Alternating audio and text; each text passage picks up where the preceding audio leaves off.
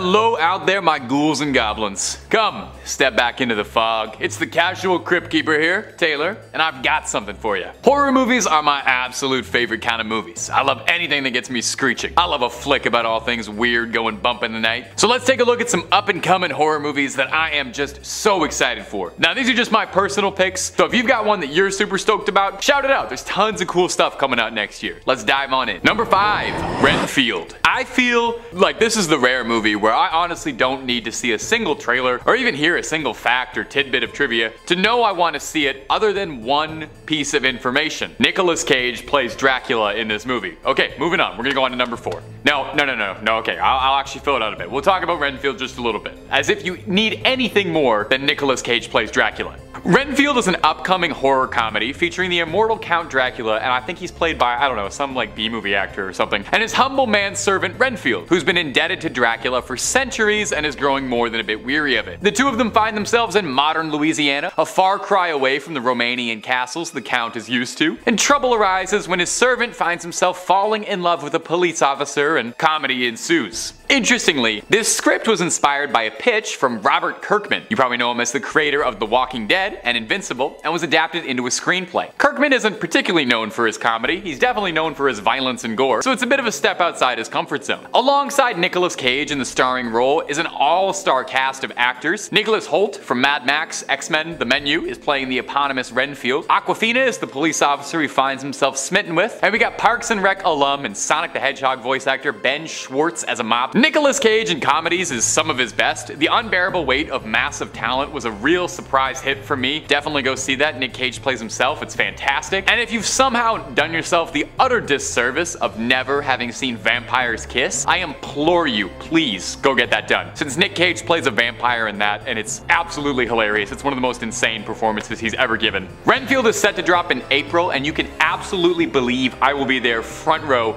day one. And if you're looking for more scary movie content, true tales of terror, fake fibs of frights, ghouls, goblins, aliens, cryptids, and everything freaky under the sun and above it, well, have I got something for you. Is this playlist on Top 5 scary? Click through, stay scared, but most importantly, stay subscribed because we're trying to get those numbers up. Now let's keep going. Number 4, Scream 6. It's always someone you know. Although Sidney Prescott managed to finally shake Woodsboro's most infamous resident, it seems that the ghost face can't be put down just that easily. Scream 6 is a big departure for the franchise, taking place in New York instead of a small Californian town, and may I just say it's high time. You know, slashers have been acting like they're too good to make movie sequels about their bad guys going to space or going to New York anymore. Jason did it, and I guess we just decided it just wasn't vogue anymore, but hogwash, I love seeing Ghostface running around the Big Apple. Ghostface on the subway. He's not supposed to be there. What are you doing there, man? The torch of Final Girl has been passed from Sidney Prescott to Tara Carpenter, introduced in the previous film and played by everybody's favorite goth girl, Jenna Ortega. Some other reprising roles include Hayden Panettiere coming back to play Kirby, a fan favorite character from Scream 4 whose death kind of left a bad taste in all of our mouths. So seeing her come back is actually super cool. There was a little Easter egg that confirmed she was alive in Scream 5, so I'm very excited to see her come back. I am a huge Scream fan if that is not coming across. We're also going to see Scream 5's protagonist Sam Carpenter return, and series mainstay Courtney Cox as Gale Weathers. No word on how horrifying her haircut's going to be. It would be a strange Scream film if it didn't have at least one cast member. Losing Neve Campbell and David Arquette definitely hurts, so one legacy member is more than enough. It's being directed by a duo of Tyler Gillett and Matt Bettinelli-Olpin, who worked together to make the last Scream movie, which honestly I thought was pretty good. I know some people had some issues with it, but I really liked it. They also made Ready or Not and had previously collaborated on the horror anthology series VHS. I'm personally super excited for Scream. Of all the slasher franchises out there, and I might land myself in some hot water with this hot take, but I think Scream is the most consistent. I think all of the Scream movies are pretty good. Even the worst Scream movie, Scream 3, is still like leagues better than most of the Halloween or Nightmare on Elm Street sequels. I just love Ghostface. I love that little goof. Although the loss of Wes Craven is definitely felt deeply, the previous film left me as a fan feeling like the series was being taken care of. The meta commentary was top notch, the scares were blood curdling,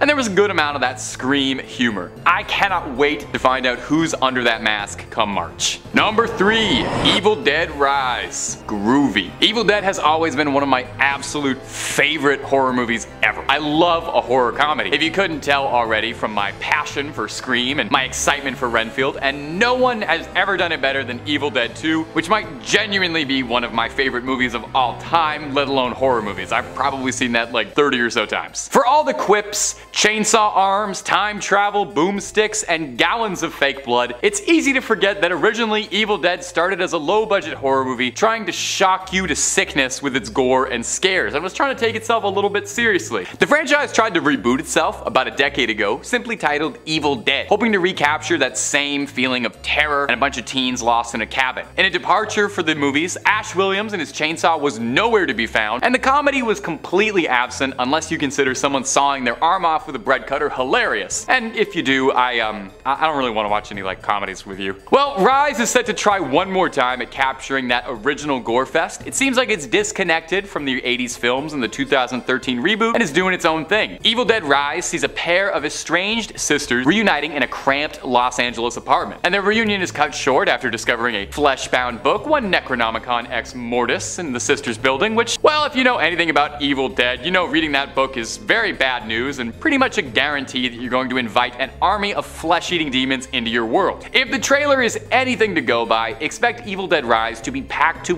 bursting with gross-out gore, high-octane scares, and not a whole lot of one-liners. Bruce Campbell has an EP credit on this, but he's leaving the boomstick behind for this one. 3 seasons of Ash vs. the Evil Dead was more than enough for him and more than enough for me, so I'm just excited to see some new Evil Dead content regardless. The trailer was super promising and already had me scared, and if they can do that on a video I'm watching on my phone, I cannot even imagine how much popcorn I'm going to be flinging around the theater when I see this in April. Number 2, Saw X. Saw 10. Saw X? Saw 10. Well, we'll decide. I don't know what they want to call it. The games never end. So long as the sun still sets, they will continue making Saw movies. Death, taxes, they're gonna keep making Saw movies. Those are certainties of the world. There's always more inventive ways to show horrific dismemberments and really stretch the definition of what a game is. The franchise has been spinning its wheels for a little bit, with most fans agreeing that there hasn't been a truly great Saw movie in years. Saw 7, The Final Chapter, Jigsaw, and Spiral were all pretty weak entries that disappointed longtime fans. Saw The Final Chapter, ain't that ironic? We were all hoping to see a little bit more of John Kramer, less convoluted plot twists and retcons, and more of what Saw's all about, chaining people to radiators who probably didn't deserve that much torment. While Spiral seemed like a step in the right direction, it did underperform dramatically and wasn't exactly the reboot worthy of saving the series. So longtime Saw collaborators Kevin Grutart and Josh Stolberg came together to pen and direct a script for Saw X. Saw 10. At this time, very little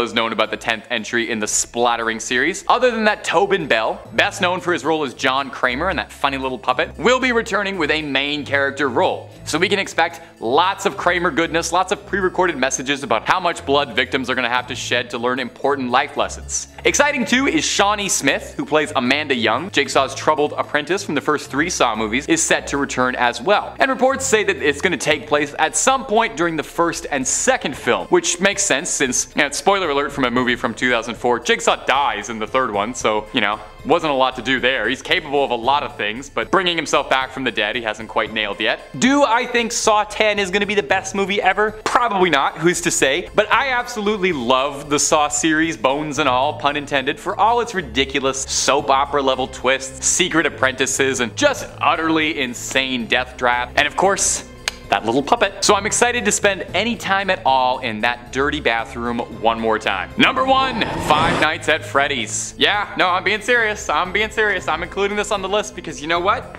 I'm genuinely looking forward to it. If you're unfamiliar with the IP somehow, Five Nights at Freddy's is a series of video games about a haunted pizzeria populated by an animatronic cartoon band who's a lot more lively than their stilted animations will suggest. They come to life at night and have a real hunger for just about anything that isn't animatronic. Now the series gets unbelievably complicated, so I'll let someone else more knowledgeable than me explain that. If you're a Five Nights at Freddy's fan, head on over to Top 10 Gaming. They do so much Five Nights stuff, you'll have stuff to watch for years. The mega popular smash hit indie game franchise blew up pretty much much overnight. Going from one developer's passion project, a short half-hour scary point-and-click game, became a media empire, spanning 9 games, not including spin-offs, a series of novels and comic books, and a movie that's been in production hell since 2015. The Five Nights movie has passed from multiple creators and teams, and for ages, it seemed like it was never gonna actually materialize and just existed as a sort of vague tease. But as of 2023 though, we have found a team, we've found a script, and we've got some concrete evidence it exists. It's being actively filmed, and it's starring Josh Hutcherson as the doomed security guard, and horror icon Matthew Lillard, famous for playing Shaggy in Scooby-Doo, and the original Ghostface, spoilers, will be playing the villainous owner of the Fazbear franchise. Early reports too said the animatronics in the film will be all practical effects, which if done right will be premium unleaded nightmare fuel. I am a sucker for a practical effect in a horror movie. All bets are on for the Five Nights movie to be a pretty big hit. Jason Blum, the head of Blumhouse, is producing, and Matt Lillard has already agreed to do a trilogy of Five Nights at Freddy's movies. So watch this space when we do top 5 horror movies for 2024, and I mentioned Five Nights at Freddy's 2 in the #1 spot. Well, that's all she wrote for this video, my ghouls and goblins. Let me know which of those movies you're most excited to check out. Creep on creeping on, and I will see you in the next one, I think.